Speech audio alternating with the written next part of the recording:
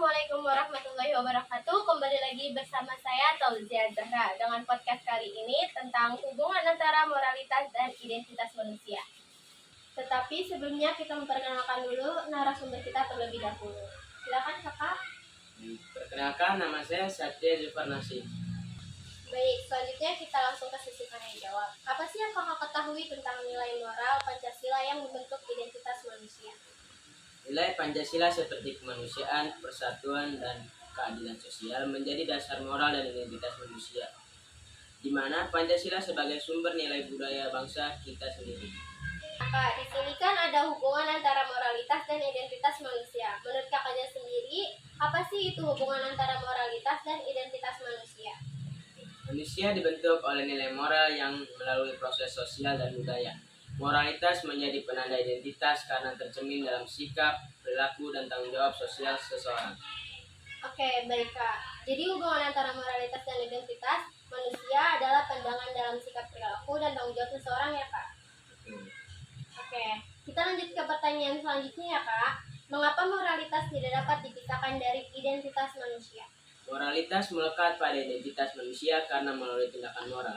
Manusia mengekspresikan nilai yang diyakininya. Identitas manusia tercermin dari pilihan moral yang diambil secara konsisten dalam kehidupan sosial. Gimana sih nilai moral membentuk kepribadian dan jati diri seseorang? Nilai moral membentuk pola berpikir, sikap, dan tindakan individu. Konsistensi dalam menjalankan nilai moral dan akan membentuk karakter yang menjadi inti dari identitas personal seseorang. Oke, baik Kak. Kan di zaman sekarang banyak tuh masalah tentang moral. Apa sih yang mereka ketahui tentang masalah moral yang sedang tren di akhir-akhir ini?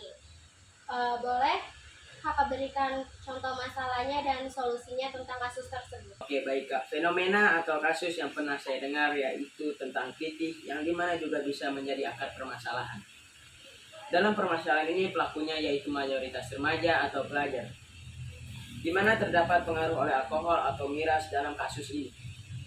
Modus penyerangan secara acak di mana seringkali menyasar ke orang yang tidak dikenal menggunakan senjata tajam atau yang bisa disebut sebagai pembacokan. Yang banyak terjadi di wilayah Jawa Tengah dan juga Jogja. Penyebab dari kegaduhan ini adalah gabungan faktor termasuk masalah keluarga, mencari identitas, atau ekspresi lingkungan sosial, dan kurangnya aktivitas positif. Solusi yang saya sarankan dengan kasus tersebut adalah membentuk karakter melalui kebiasaan baik dan keteladanan, didukung oleh pendidikan karakter dan kampanye media positif, dan menegakkan norma moral universal seperti anti korupsi dan penghormatan terhadap martabat manusia melalui kode etik dan penegakan hukum yang adil.